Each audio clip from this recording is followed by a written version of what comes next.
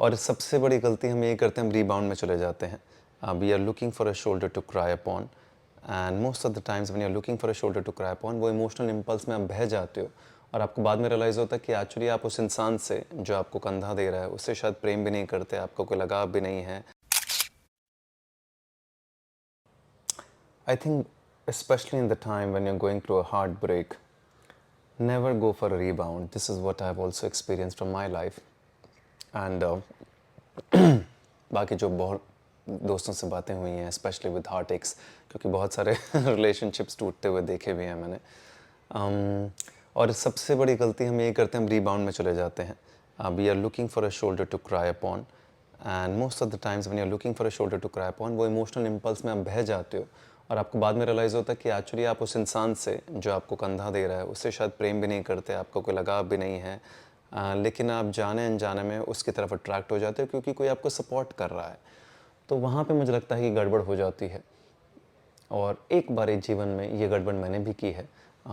Somewhere in my Amity days when I was doing my MBA, and that was the time I realized I think it's a very big mistake because somebody started giving me attention, और उन्होंने attention दी और मैं उस attention में बहता चला गया क्योंकि मैं खुद ही उस समय vulnerable stage पे था। और फिर मुझे एहसास हुआ कि यार मैं तो इनसे प्रेम करता नहीं हूँ, ना मैं इनकी तरफ अट्रैक्टेड हूँ। और फिर मुझे याद है क्योंकि आप बह जाते हो, फिर बाद में आप सामने वाले को बोलते हो तो उसको भी लगता है कि क्या बेवकूफ़ हो, क्या आपको समझ नहीं थी, इतने बड़े आप हो गए और आप बहते चले गए और बाद में आप कह रहे हो sorry I don't love you, तो it becomes a very difficult situation of life.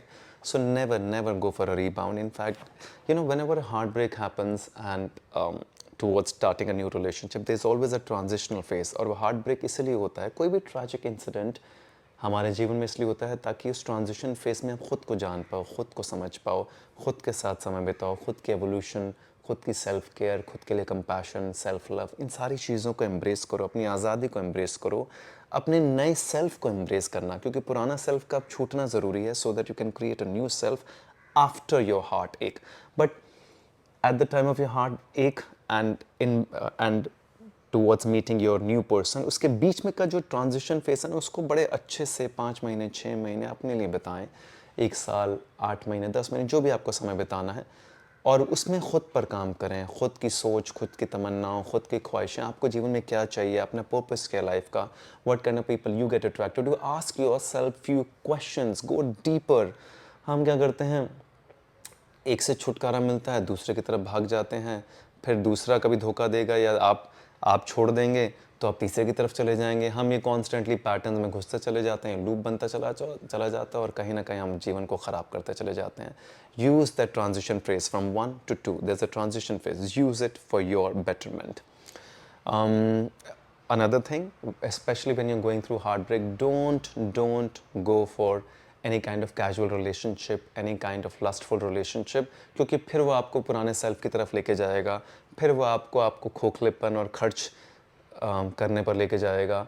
आप ना धीरे धीरे शैलो होते चले जाते हो when you start doing that. And I've seen people, because you're in pain, और आप पेन में हो, you get into a casual relationship with someone, आपकी बॉडी से वो पेन भी दूसरे की बॉडी में भी ट्रांसफ़र होती है, तो don't try to do that.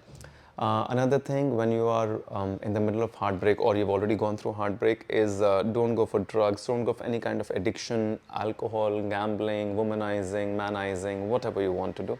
वो सब ना कीजिए, क्योंकि again this is an escapism running from one space to another space. The best thing would be, take the time off, spend time with yourself, understand yourself, why this happened, what was the reason, can I improve upon something. और another thing, इसके अलावा क्या होता है, एक heart break में एक interesting सी चीज़ ये होती है कि हमें समझना पड़ता है कि यार जो इंसान चला गया है, ठीक है उसके कुछ रीजंस हो सकते हैं, लेकिन उसको जाने भी दें, उसको पकड़ के लताड़ के लिंगर ऑन भी ना करें. हर इंसान का एक जीवन में आने का मकसद होता है, वो मकसद जब पूरा हो जाता है उस इंसान का जाना ज़रूरी है, so that somebody new can come into your life. But हम ये समझते नहीं है, हम पुरानी चीज़ों को पकड़ते रहते हैं, पुराने रिलेशनशिप को भी ढकेलते रहते हैं, पुरानी सारी चीज़ों का कचरा भी हमें चाहिए और हमें नई चीज़ें भी चाहिए. Just let go, let the person leave gracefully, you be graceful. ये बहुत ज़रूरी है, वरना फिर मैंने सिर्फ यही देखा है, मैंने गाली गलौज देखा है लोगों के रिलेशनशिप्स में, पनिशमेंट्स देखी हैं, बहुत ज़्यादा मार पिटाई देखी है, वायलेंस देखा है, और बहुत ही गंदा हो जाता है सब चीज़ें जब दो लोग एक दूसरे को छोड़ते हैं. यार जब जा ही रहे हो, छूट ही रहा है, तो ग्रेसफुली जाने दो ना, उसको भी जाने दो, खुद भी निकल जाओ, सो that you can start your life afresh and the other person can also start your life afresh. And one more thing, I've seen during the heartbreak people do a lot of emotional eating. कुछ भी मिल जाता है तो खाते रहते हैं, कुछ भी मिलता है तो पी लेते हैं. थोड़ा सा मुझे लगता है उस समय, क्योंकि पेन इतनी ज़्यादा होती है, बॉडी डिमांड करती है कि किसी तरह कुछ मीठा मिल जाए, कुछ भी मिल जाए, आइसक्रीम्स मिल जाए, ये मिल जाए, but at the end of the day फिर आपकी बॉडी वो जवाब देनी शुरू करती है. फिर वो बॉडी 3 या 4 या 5 महीने के बाद ओवर ग्रो हो जाती है, फिर आप आउट ऑफ शेप हो जाते हो, फिर आपको लगता है कि ये मुझसे क्या गलती हो गई. तो ये सब चीज़ों पे थोड़ा सा दिमाग का नियंत्रण, थोड़ा सा बुद्धि का नियंत्रण, इमोशंस को परे रखते हुए, in fact start paying more attention to yourself. आपने अपने आप को टेंशन नहीं दी, start getting into physical fitness, start getting into training, start learning new things, start meeting new people, start going out, start spending time with yourself, start self care. ये सारी चीज़ें करेंगे, खुद पर ध्यान देंगे, खुद को थोड़ा सा डिसिप्लिन में लाएंगे, खुद के पर्पस की तरफ ध्यान देंगे, तो वो ट्रांजिशन फेज जो है ब्यूटिफुली आपकी लाइफ में ट्रांजेंट करेगा, instead of putting you down in your life. I hope this helps.